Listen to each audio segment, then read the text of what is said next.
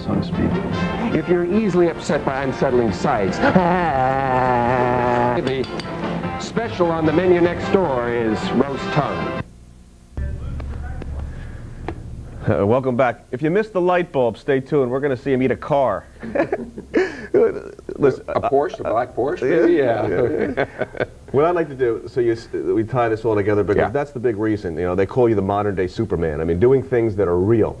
Why is it that we need to understand how that all ties into the impossible, doing things that people think are impossible?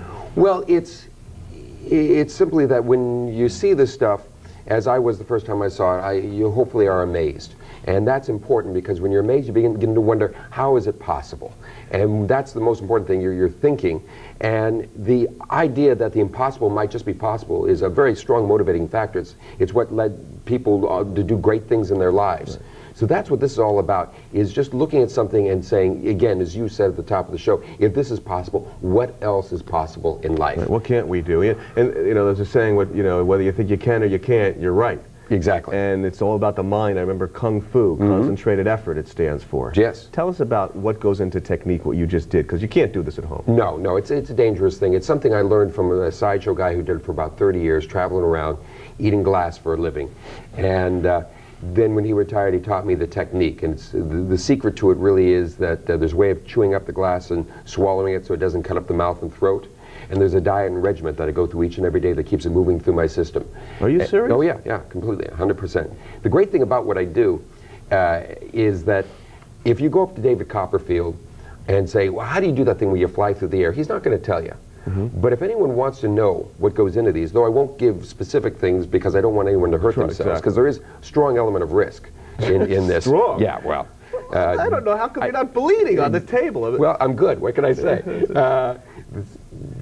I will tell you what goes into it, because that's important. Knowledge is a very, very important thing. Knowledge is power. Now, is it a lot of, obviously your diet, you said, how you chew the glass?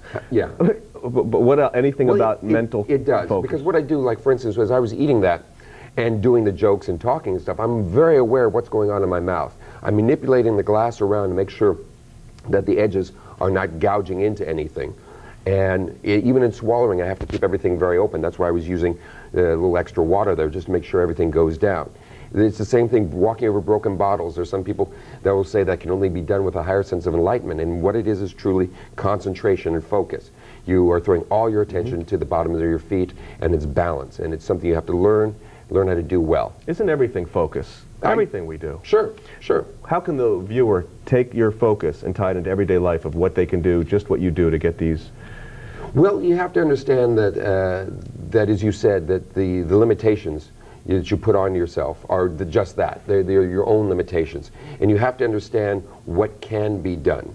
You have to understand that all stress is really self-induced. And if you can get through that, if you can relax and really concentrate on the task at hand, just as I was doing eating glass and didn't get hurt, any task, if you focus on what really needs to be done, you can get through anything. In the moment, not thinking about the past or the future. Yeah. Talk about that self-induced stress, because that causes more heart attacks, sickness. Sure. Oh, very much so. How do we eliminate that? Well, it's, again, knowledge is a very important thing. You have to understand exactly what goes into it. I do a stunt in my show, which, by the way, we're doing at the Sullivan Street Playhouse every Saturday night for 4 weeks, starting in October here, at the end of October. And the last thing I do is the most dangerous and difficult. It is a hot water bottle that I take and I blow up like a balloon until it explodes. No, with the hot water in it? No, just with air, just blowing up like a balloon until it explodes. And what this is I have to make sure, I have to understand what goes on, I have to be very aware of what's going on in my body, and just make sure I'm doing it and doing it right. Now why? Is it, what could happen if something goes wrong? Well, the rubber on a hot water bottle is as thick as a tire inner tube. And it takes so much pressure that if I do it wrong, it could back up on me. Because the reason the hot water bottle explodes is because it reaches the point of rupture before anything else inside of me does. So if it backs up, it could hernia, I could collapse a lung, I could burst something in my head, and it would be my farewell appearance. And so far, I've done it hundreds of times, and everything's been fine. But it is dangerous, and so you have to understand, like I say, the technique. It's interesting what you just said, because if the pressure that goes into that. It either can burst on the outside or you can burst. Exactly. It's the same thing with life, adversity. Very much so. Very much so. And that's the great thing about doing this is the act that I'm doing at the Sullivan Street is what I've done in colleges and universities for years now.